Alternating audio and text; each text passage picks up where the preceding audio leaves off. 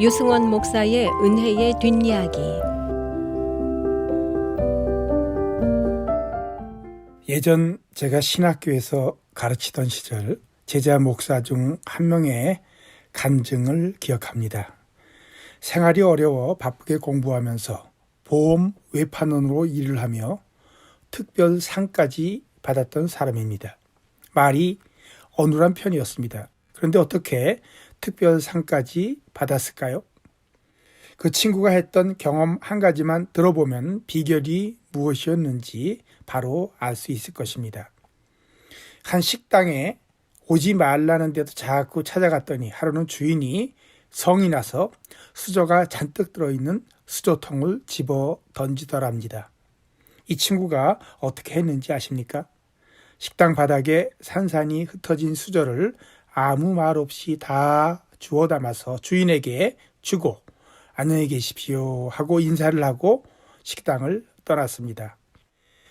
그 다음에 또 다시 갔을까요? 네, 그렇습니다. 다음 주에 다시 천연덕스럽게 찾아갔더니 주인이 드디어 보험을 하나 사다라는 이야기입니다.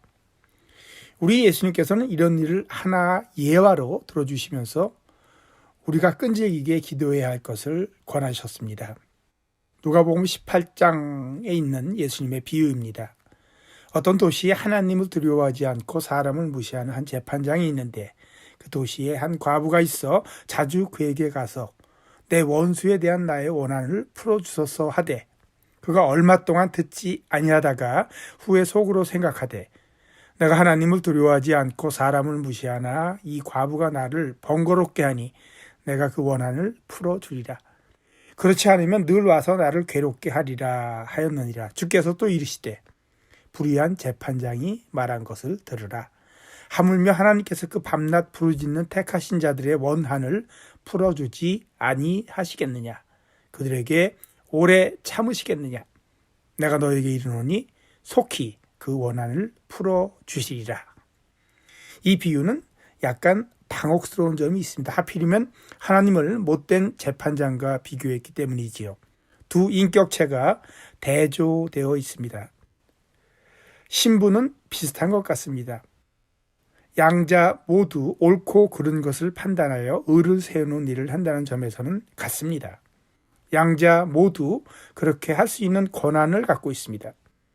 그리고 그가 내리는 결정에 의해 사람들의 생사, 화, 복, 삶이 결정됩니다.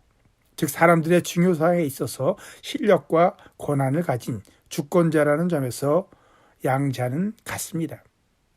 그러나 하나님과 불의한 재판장을 비교하는 것은 같은 점 때문이 아니라 서로 극명하게 다른 점 때문입니다. 하나님은 선하시고 자비로우시며 은혜가 많으신 분입니다. 사람들을 사랑하십니다. 특히 자기 백성들을 아끼십니다. 어떻게 해서든 사람들을 위하려 하십니다. 형편없는 죄인인 사람들을 살리려고 독생자를 세상에 보내시는 그런 좋으신 하나님이십니다. 반면 비유에 나오는 불의한 재판장은 하나님을 두려워하지 않으니 신앙이 없는 것이지요. 하나님을 두려워하지 않는다는 것은 자기가 하고 싶은 대로 한다는 뜻입니다. 경건함이 없고 양심도 없는 사람입니다. 그래서 사람을 무시합니다. 사람을 깔보고 홀대하고 인격으로 취급하지 않습니다. 자기밖에 모르는 피도 눈물도 없는 것입니다. 그야말로 꼴같지 않은 인간입니다. 힘을 가진 나쁜 놈입니다. 그렇습니다. 하나님과 불의한 재판장은 정반대의 인격체입니다. 하나님이 최고의 선이라면 재판장은 최고의 악입니다. 그런데 최고의 악의 예로 거론된 못된 인간이라도 가서 끈질기게 간청하면 귀찮아서라도 들어준다고 합니다. 수저통 집어 던지는 식당 주인이라도 자꾸 찾아가서 귀찮게 굴 뿐 아니라 잘 하니까 결국 보험을 들어줬다는 말입니다. 하물며 은혜로우시며 자비로우시고 사랑이 많으신 우리 하나님께서 우리의 기도를 어떻게 하시겠냐는 우리 주님의 반문입니다. 물론 우리가 구해야 할 것은 나의 욕망이 아니고 하나님 아버지의 뜻입니다.